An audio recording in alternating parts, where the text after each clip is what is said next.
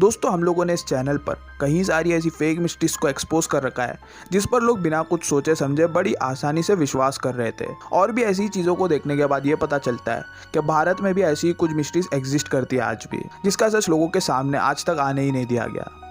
जी हाँ दोस्तों, आज हम इस वीडियो में एक ऐसे मिस्टीरियस और रहस्यमय टेम्पल के बारे में डिस्कस करने वाले हैं जिसे पद्मनाभ स्वामी टेम्पल के नाम से जाना जाता है। लेकिन ऐसा क्या है इस मंदिर में जो इसे इतना रहस्यमय बनाता है? तो दोस्तों इसका पूरा श्रेय जाता है इस मंदिर के तहखाने के दरवाज़ों को।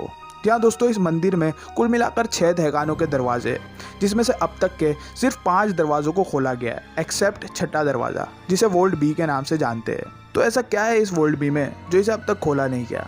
अब मीडिया और लोगों के मुताबिक देखें तो वोल्ट बी एक ऐसा रहस्यमय और शापित दरवाज़ा माना जाता है जिसके खुलने पर या तो विशाल सांपों का हमला होगा या फिर प्रलय के कारण पूरी तबाही हो सकती है। तो ऐसा क्या है इस वोल्ट बी के पीछे जो इन सब चीज़ों को अंजाम दे सकता है?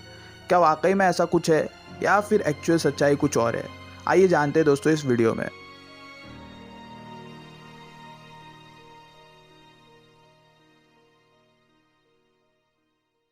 दोस्तों केरला में स्थित इस पद्मनाभ स्वामी मंदिर के बारे में तरह तरह की रहस्यमयी बातें बताई जाती है।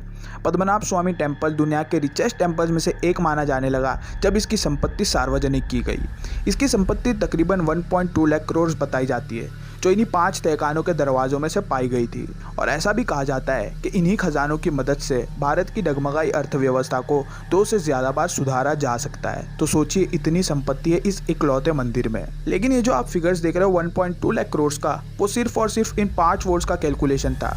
ऐसा भी कहा जाता है कि अगर वोल्ट बी को ओपन किया गया तो इस इकलौते वोल्ट बी में इतना खजाना दफन है जिसे कैलकुलेट करे तो ये 1.2 लाख करोड़ के काफी ज्यादा ऊपर जा सकता है। मतलब इस इकलौते वोल्ट बी की बात करें तो। लेकिन इस वोल्ट बी में कितना खजाना दफन है ये कोई नहीं जानता, क्योंकि सदियों से ये वोल्ट बी को खोला ही नहीं गया।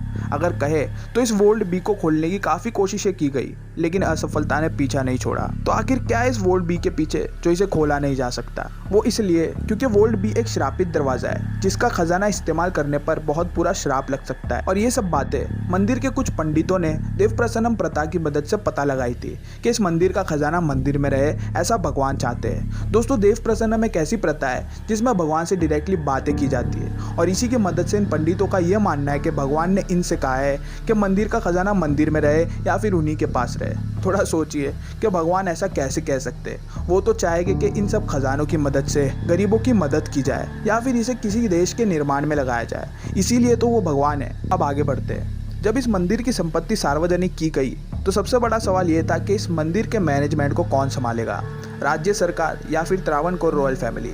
सुप्रीम कोर्ट ने जुलाई 2020 में त्रावणकोर रॉयल फैमिली के पक्ष में फैसला सुनाया। दोस्तों त्रावणकोर रॉयल फैमिली वो है जिसके पुरखों ने कभी इस मंदिर को बनवाया था। अब देखा जाए तो लोगों का पूरा फोकस सिर्फ और सिर्फ इस वोल्ट बी पर टिका दिया गया है कुछ मिस्ट्रीज के कारण। इंटरनेट पर आपको कई सारी ऐसी वीडियोस देखने मिलेगी इस टेम्पल के बारे में जिसमें सिर्फ और सिर्फ वोल्ट बी पर फोकस किया जाता है। दोस्तों कुछ लोगों ने अपना वोल्ट बी से ध्यान हटा करके ये सवाल किया था कि क्या हुआ उस 1.2 लाख करोड़ का जो बाकी के वोल्ट से पाया गया था। तो इस सवाल का सिंपली जवाब यही मिलता है कि जो भी अर्ली ओकेजन्स होते हैं इस मंदिर के, उसमें यूज किया जाता है इस संपत्ति में से, पता नहीं। और इन्हीं सब के अलावा कुछ और थियरीज बनाई गई है जिसका ये कहना है कि इस वोल्ट बी के पीछे बहुत सारा ब्लैक मनी छुपा कर रखा गया है। लेकिन ऐसा क्यों कहा जाता है? वो इसलिए क्योंकि इस मंदिर के 1.2 लाख करोड़ की संपत्ति में से 190 लगभग 189 करोड़ की संपत्ति गायब होने की खबर आई थी, जिसका इन्वेस्टिगेशन करने पर कुछ पता नहीं चल पाता है कि आखिर ये 190 करोड़ की संपत्ति गई किधर या फिर इसे कौन ले गया। चौंकने वाली बात तो यह है कि इस मंदिर की इतनी टाइट सिक्योरिटी होने के बाद भी इन खजानों को कौन इतना इजीली एक्सेस कर सकता है ये समझ नहीं आता। और तो और इसी केस के लगभग 10 महीने बाद 21 लाख के डायमंड मिसिंग होने की खबर आती है। और ये एक ऐसा टेम्पल है जहाँ पर इवन मोबाइल फोन्स या फिर कोई भी इलेक्ट्रॉनिक डिवाइसेस अंदर ले जाना अलाउड नहीं है।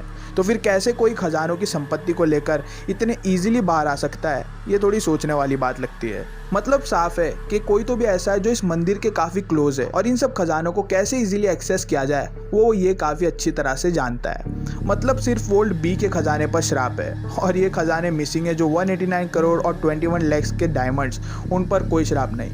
अजीब बात लगती है। एक्चुअल में 190 करोड़ और 21 लाख की संपत्ति कहाँ गायब हुई ये कोई भी नहीं जानता। दोस्तों अब अगर वोल्ट बी की बात करें तो कोई ऐसी बैकग्राउंड स्टोरी एग्जिस्ट नहीं करती है जो इस वोल्ट बी के दरवाजे को श्रापित ठहरा सके। वो होता है ना कि कुछ इंसिडेंट्स कई सदियों पहले हुआ होता है तो उसके बेस पर एक पर्टिकुलर चीज़ को श्रापित कहा जा सकता है, और ऐसी कई सारी चीज़ें हैं भी जिसकी बैकग्राउंड स्टोरी एग्जिस्ट करती है और वो श्रापित एक्चुअल में है भी। लेकिन वोल्ट बी के केस में ऐसा कुछ नहीं है, और ये तो सिर्फ और सिर्फ मीडिया में घुमा फिराकर बड़ा चढ़ाकर बताया गया है, जो कि की माना जाता है टीआरपी गेन करने के लिए। सिंपली वोल्ट बी के ना खुलने पर एक ही रीज़न हो सकता है, और वो है भरे पानी का प्रेशर होना। अब आप सोचोगे ये क्या चीज़ है, ये मैं अजीब अजीब क्या कह रहा हूँ।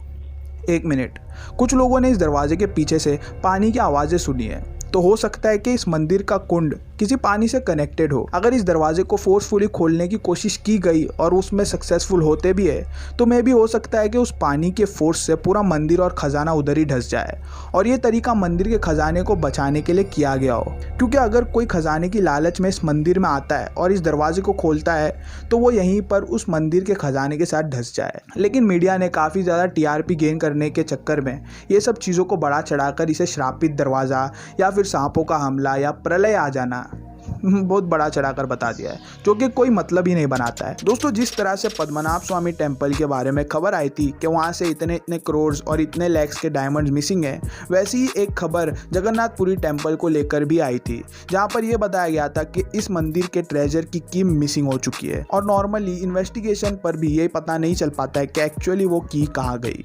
तो ऐसे और भी कई सारे केसेस अगर हम देखने बैठे तो बहुत सारे ऐसे केसेस निकल करके आते हैं। दोस्तों, कोई भी धर्म गलत नहीं होता है, सिर्फ कुछ लोग होते हैं जो धर्म के नाम पर फ़ायदा उठाना अच्छी तरह से जानते हैं, क्योंकि वहाँ ऐसी चीज़ें रहती है जहाँ पर कोई सवाल नहीं करता है, क्योंकि लोगों की इतनी आस्था जुड़ी होती है। तो कुछ लोग उन्हीं भरोसे के पीछे गलत फ़ायदा उठाना अच्छी तरह से जानते हैं। होप आप लोगों को कुछ बातें क्लियर हो गई होगी। अगर वीडियो थोड़ी भी इन्फॉर्मेटिव लगी हो तो इसे लाइक करना ना भूलें, और ऐसी फ्यूचर में वीडियोस देखने के लिए चैनल को सब्सक्राइब करके नोटिफिकेशन बेल को ऑन करना ना भूलिएगा। तो दोस्तों, आज के लिए इतना ही। मैं मिलूंगा आपसे नेक्स्ट वीडियो में, तब तक के लिए गुड बाय।